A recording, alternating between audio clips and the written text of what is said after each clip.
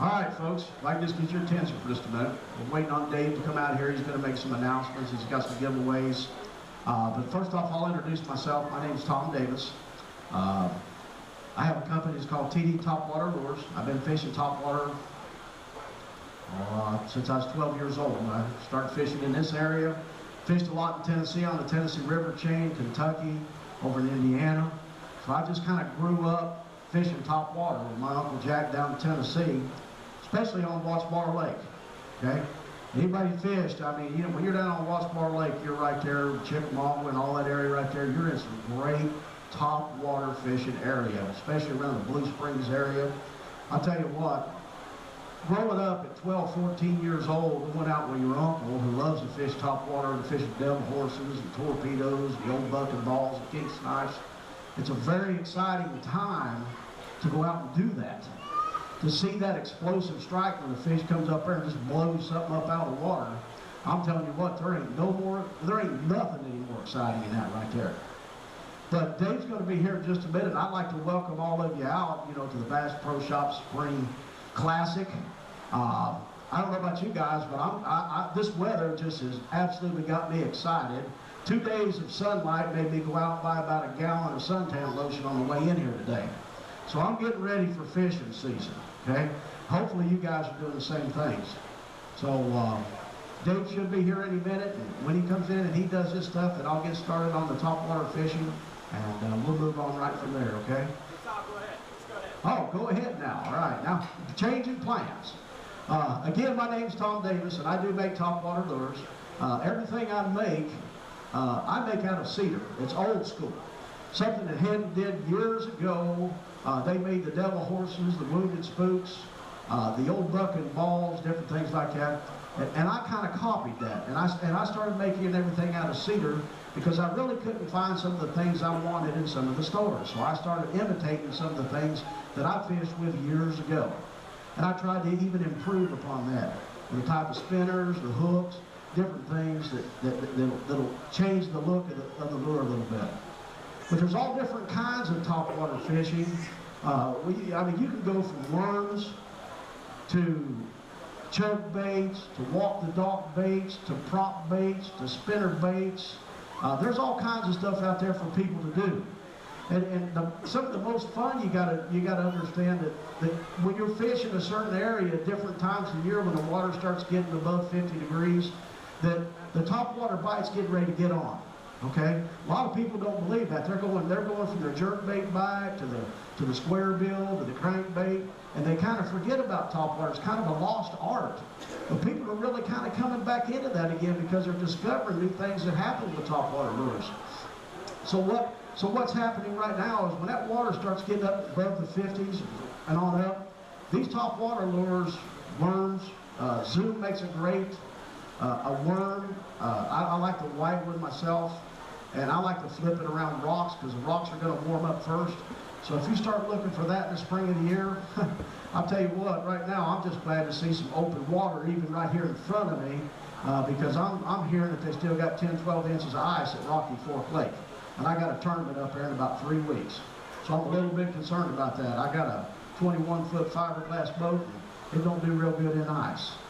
But real quick, what I'm going to do is I'm going to show you just a few lures, and then I'll come down and I'll answer some questions for you. And then Dave's got some stuff he's going to hand out. And just try to think if there's something you'd like to ask. There's some people here that know, and I'll try to answer any questions for you. I'm going to start out with a lure that you probably see me throwing here just a minute ago. I actually make this lure, and it's a lure called a bass backwards. And I did not use a bad word there. It is called bass backwards, and the reason it's called bass backwards is because out of Shakespeare, out of Illinois, they did a lot of research, and they found out that bass like to attack lures or the bait that they're trying to get head first. And that's a learned process from the time they're little babies. Because when they go and grab a lure or a bait from the back end, piece of bait, and they get them gills hung in their throat, they don't have hands that they can reach in there and pull that back out. So the only thing they have that they can do is come up to the top of the water, and you'll see them flipping around, and all of a sudden you'll see something go flying. And that's something they learn at a very early age. So guys, when you're out there with crankbaits and any kind of lure, and you see a fish, you hang up, you see him coming out of the water and carrying on, that's a learned trait that he got from the time he was real little, okay? So don't think that nothing big and special is happening. It's just something that they learn. That's the only way they can get a bait out of their mouth or a lure. This lure here is a bass Hackers, and it's reverse engineered that the weight and everything is in the back of the lure. It's got a lot of work. It walks the dog, and I got to tell you something. I sell an awful lot of them. I've got them going to Korea. They're in California, down in Mexico, Florida. I've got them all over the place. Guys call in for a lot of different colors. One of my favorite colors around this area is black with white trim. And I know I've got a friend of mine standing down here right now, and he was with me one day down here on the Ohio River, and we caught 29 smallmouth in a matter of about an hour and a half down in New Richmond on that little bait right there. And they just didn't know what to do with it, but they just plowed it up. And now when I say they plow it up, that's exactly what I mean. I mean, they come up there, they just hit it, they just plow it up like spring dirt, like a big old John Deere Ford tractor rolling the dirt over. That's the way they like to do with these baits right here. So they're nothing better than a springtime bite. And maybe one of these fish might actually get concerned about it. As you see, this lure has a real exaggerated movement, even more than what you'll see on different lures, spooks, and different things. It almost goes from 9 o'clock to 3 o'clock in just a real quick movement. So you'll see that right there, okay? And it'll roll on its side a little bit. Well, you got to understand, I also don't have hooks on that today either. They don't want me trying to catch any of their fish, but I got to tell you something. They look awful good down there right there. I haven't saw a fish yet this year. I haven't been able to get south. So that's one of the lures that I use. There's quite a few people that are sitting down there. There's one trying to come up and act foolish right there. We have frog bait right here. The rod I like with a frog is either a heavy action rod or a medium heavy. Something with a fast tip, braided line. I'm using monofilament today. This is a live target lure. One of the guys that was sitting out here with us today, he's sponsored by them. I didn't bring it for that reason. I brought it because it's in my tackle box. Okay, and I recently got it, and we cut them hooks off of it, and boy, I don't know what I'm going to do with that lure yet, but I'll throw this midsummer, later on in the year when the grass starts coming up a little bit, you know, around the edges. A lot of depending on where you fish, when you get south, you run into a lot more grass when you get down into Guntersville, Okeechobee, and all them areas down there. Of course, you're going to see a lot of it down there year round, but these are real good, weedless, nice, easy stuff to throw. A lot of ways you can work them. There's a lot of different people use them different ways. They'll twitch them, they'll move them, they'll let them sit, they'll jump them plumb out of the water. They'll stick rattles in them. They just have all kinds of fun with these baits right here. And you can't hardly destroy one, okay? You can't hardly tear one up. They seem to last forever. I've got them all over my bottom of the boat in my rod boxes. This is the time of year that I really get to get out and enjoy myself, just like you guys are doing, coming down here to the Bass Pro Shop for their Spring Classic. I like to go into my tackle boxes, get in my boat, go through stuff, give it away, give it to kids. That way I've got an excuse to go out and buy more stuff, okay? And I say stuff because when I go to my wife and I say, I need some money for some baits, she just kind of laughs at me and just says, ain't happening. No, it ain't in the budget for it. But guys, there's all kinds of new baits out there on the market. A lot of you guys, I'm sure, just saw the Bassmasters Classic on TV. Mr. Howard won that, and he won it on a couple lures, Kingston lures. You see in the store here too. They're sponsors here at the Bass Pro Shop. And you'll find them lures here, and they make a great lure. And you've got to really go in there and spend some time with them Kingston lures and see some of the things that they do and some of the engineering that they put into them. I mean, somebody spent an awful lot of time, and they spent a couple dollars. There's some really, really nice baits. Not just that, I mean, there's all kinds of baits at the Bass Pro Shop. Johnny Morris and them have brought in special for these events right here. But there's your frog bait. You can stop it, you can pop it, you can move it. Hopefully a fish will come up here and get around it. These fish right here are waiting on some really, they're going to have dinner here in just a few minutes. They're waiting on that live bait to hit the water. But every once in a while they'll get folded in a blister and something up.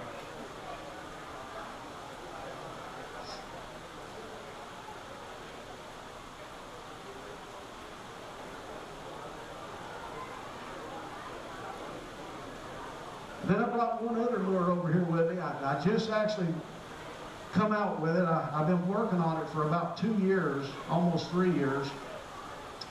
The engineering on it's really kind of crazy to get it weighted right. I call it bird of prey. It's kind of a cross between a buzzbait and a topwater lure. It's a hybrid. And it does both things. I mean, you can buzz it across the top of the water like a buzzbait. You can stop it. You can just move it and watch a fish come up there and just plow it up. They're just absolutely almost indestructible. And any kind of fishing, when you get up, especially in the summertime and you're around grass, or when fish are right up against some rocks, and if you're fishing parallel, you want to buzz something down along the edge of them banks, these baits right here work real well. You can buzz them, you can just bring it right across the top of the water. You can wind it as slow as you want to, and that blade just absolutely just slow as you want it to go. Depending on what the fish want, I mean, that's what we're there to do, is deliver to the fish how they want to bite. You can give it little jerks and pop it. You got your skirt in the back. And I also have another one that I just came out with that actually have rattles in it too. And that's really, you know, springtime of the year when fish are really getting excited and they're wanting to just come out and get a reaction bite. That's what a lot of most topwater is going to be a reaction bite. But there's all kinds of them out there. I mean, anytime you go out there and you go from a worm to a frog to a chug bait to a buzz bait to a bait like this that buzzes and stops to a walk the dog bait. Any of that will work. You just got to find the situations that works best for you and best for the fish. Okay? If you'll watch what those fish are doing, you'll figure out what you can throw in there to catch them fish. We fished a tournament a couple years ago down in Tennessee in Jellicoe on Fort Loudon, and the fish was so close against the bank that guys was trying to fish it. They were beating lures to death.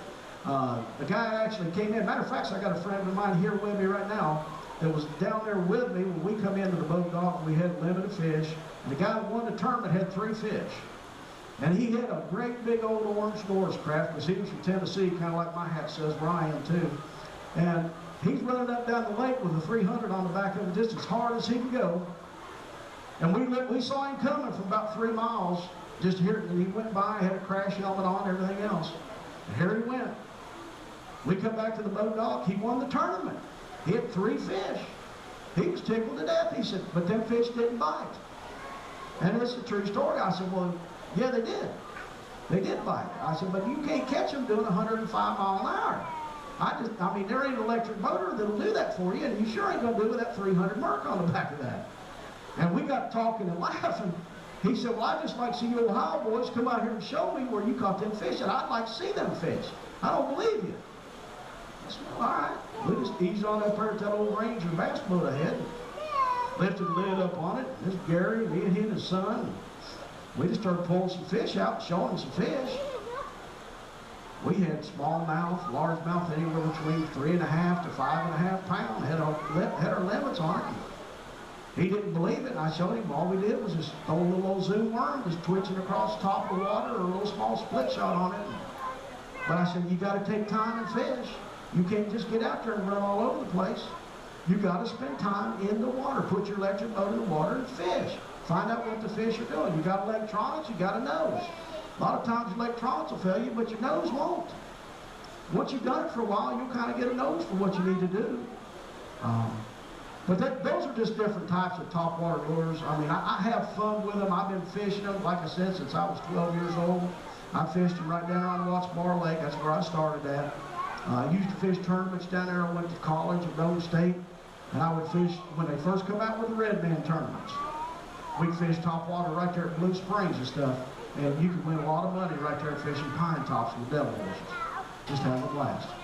So what I'd like to do now, because I showed you a few lures, I think Dave might still be here someplace. Dave, you still here? Dave?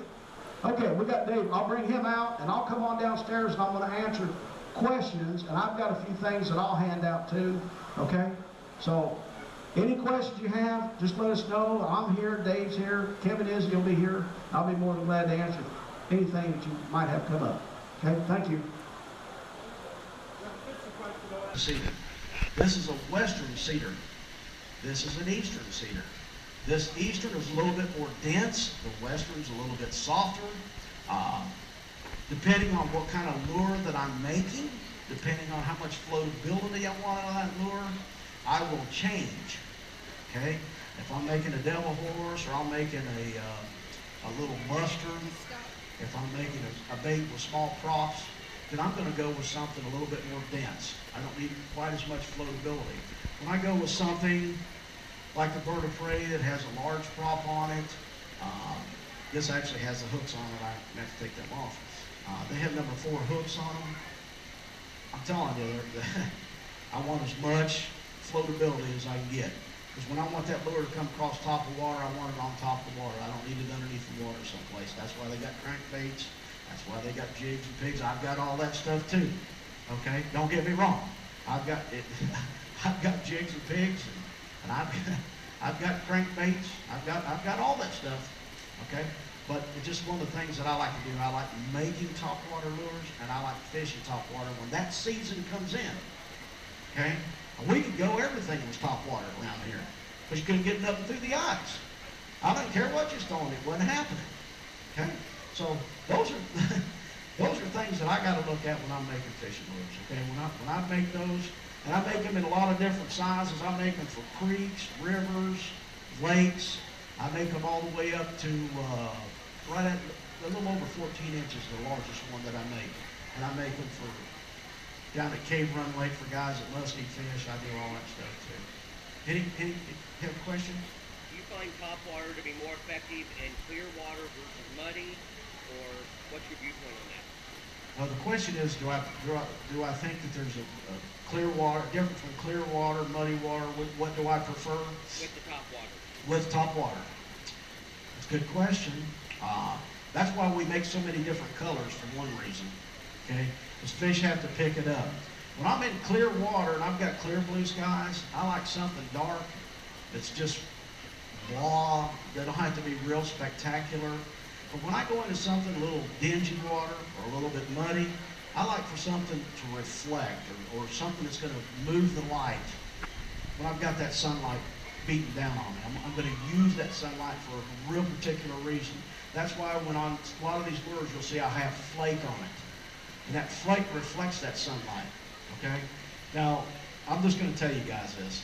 Lures are pretty. I make a really pretty lure.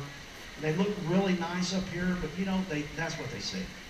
When a fish is down here looking up, they see the bottom of the lure. They can't see the top of the lure. It don't matter, okay? Don't let it fool you. And on a topwater lure, you got to sell the fisherman first, okay? But I make lures for fish. But I'll tell you, I'm really nobody special. I just started doing this because I couldn't find certain things. But I make special lures for special people because they'll come to me and they'll be like, I need this color. And I had a guy in Tennessee just ordered 18 of them, a certain color that he only uses on Fort Loudon Lake. A particular color that I use, and I'll tell the story with this. This is a lure that I painted several years, well, actually 3 years ago, not several years ago. And me and a friend of mine who's the director for the Fishers of Men, he's over here at the booth over here right now, was at Rocky Fork Lake.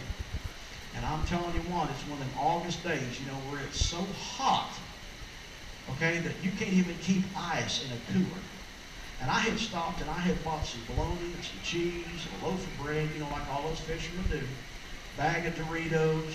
We're all out there fishing, got mayonnaise and stuff with me. We're out there fishing, I'm fishing with a guy named Steve Green. And Steve Green likes bologna and cheese sandwiches. And it's about 98 degrees. We're red as a fire hydrant. We caught about 4 or 5 dinks all day. And he said, Tom, what are we going to do? He's sitting in the back of the boat chowing down on a bologna and cheese sandwich. I'm thinking, I want one of them too. But and he's got my Doritos, and there he is in my Pepsis. And I'm like, good grief. And I'd already took my tackle boxes and I'd stuck them down to the water, and I said, oh, pick something. You ever have that day? You ever have the day where you just took your tackle box and said, here, fish, tell me, help me out. I ain't got the answer. Pick something. Didn't work. So I just painted this lure about 3 days before that. It's just a plain lure, okay? And I stuck it on. And the first cast I made, I did the same thing that most fishermen do when they first start.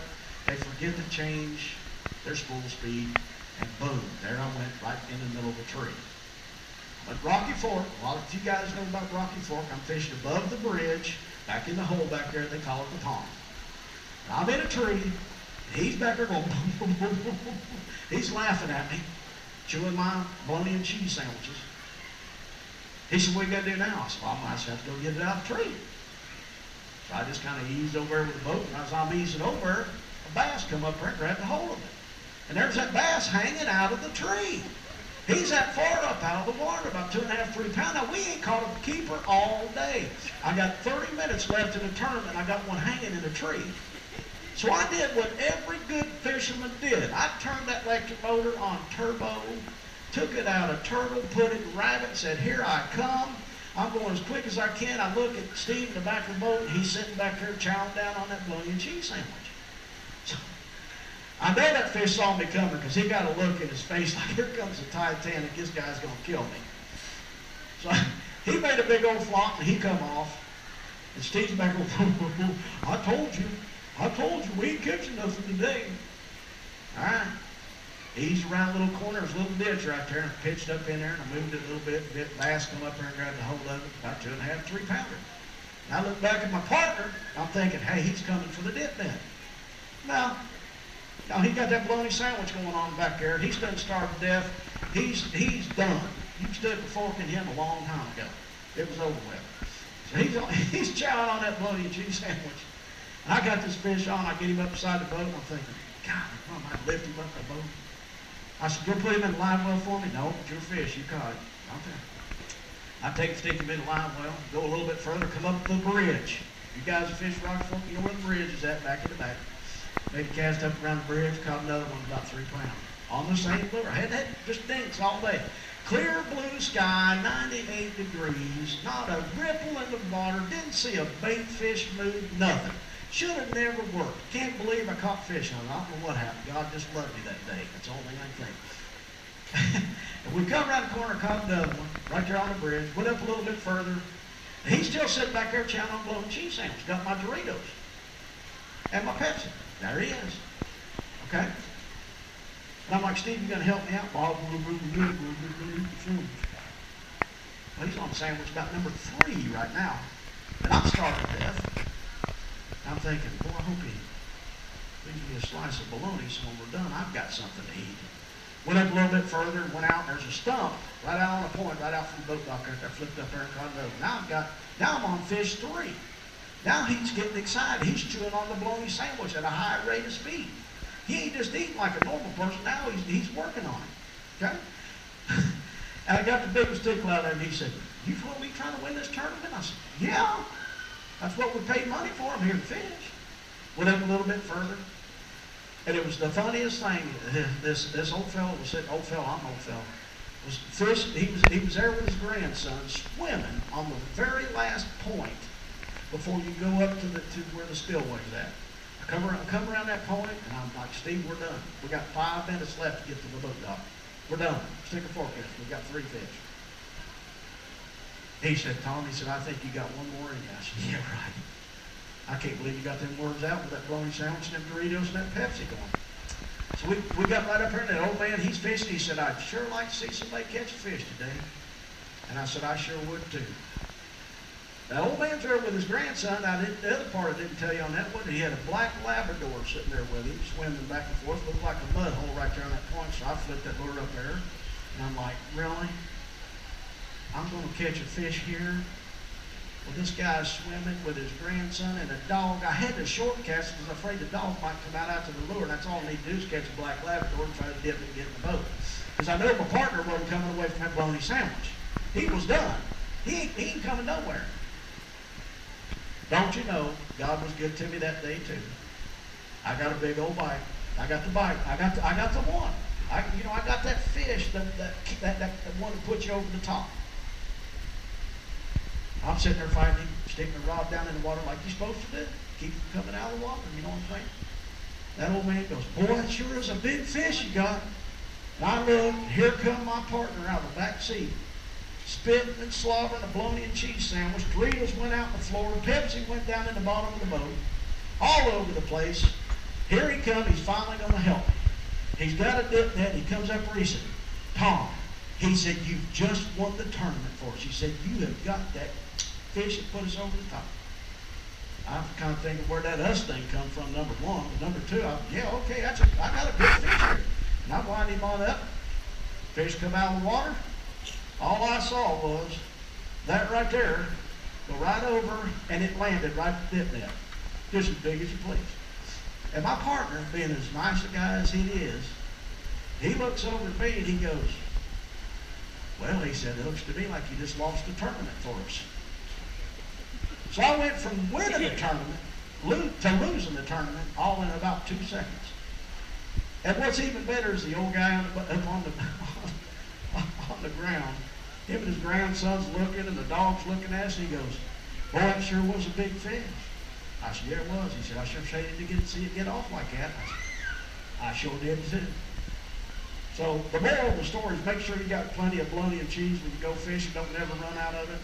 And have you some top water lures. But the main thing, when you go fishing, have fun. Take your kids with you. Get out, have fun. Let them have fun. Go bluegill fishing. Go crappie fishing. It don't have to be bass fishing. Go out and catch you some night crawlers or something not the night before. Get them away from them video games. Go catch you some bait. Just get with them kids. I mean, there are responsibilities.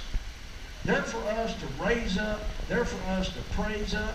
They're for us to take care of. God gave them to us. They're for us to take care of. I see a lot of disturbing things going on in schools nowadays.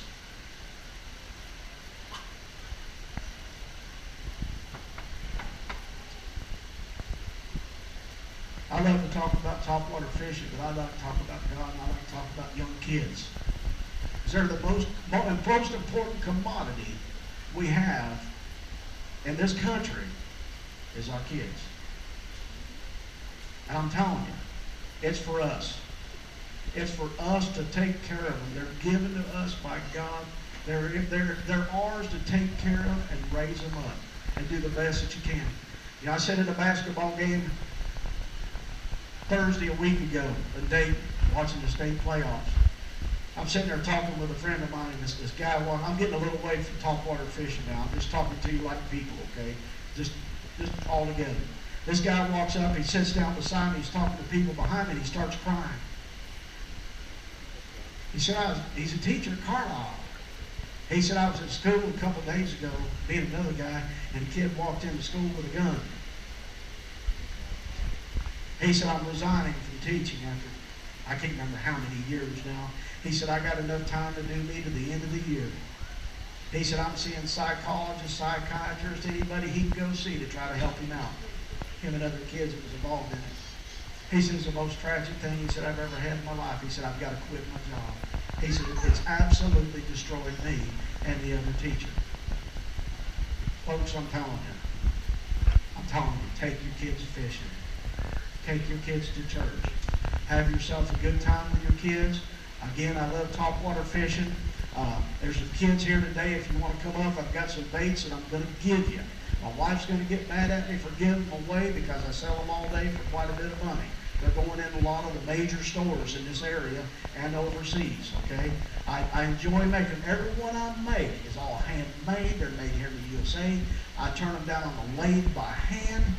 Every one of them lures is that and a part of me in it. And I'll be more than glad to give them to any kid that wants to walk up here today.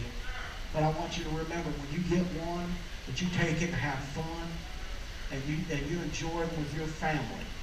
Get together as a family and go out and do something. I don't care if it's just cooking out, but go out and have fun, okay? Any other questions I can answer for people? Anything else? Yes, sir.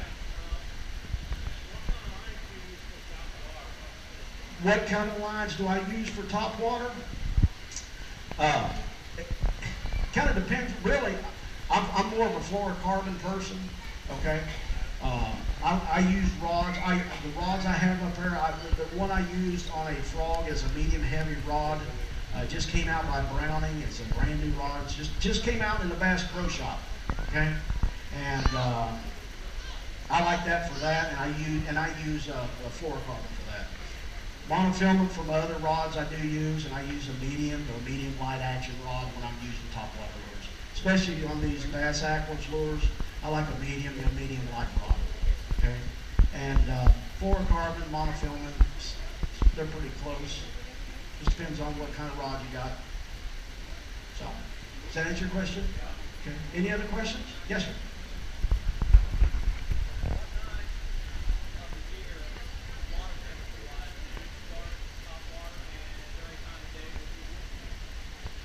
The question is what water temperature do I prefer to start fishing top water?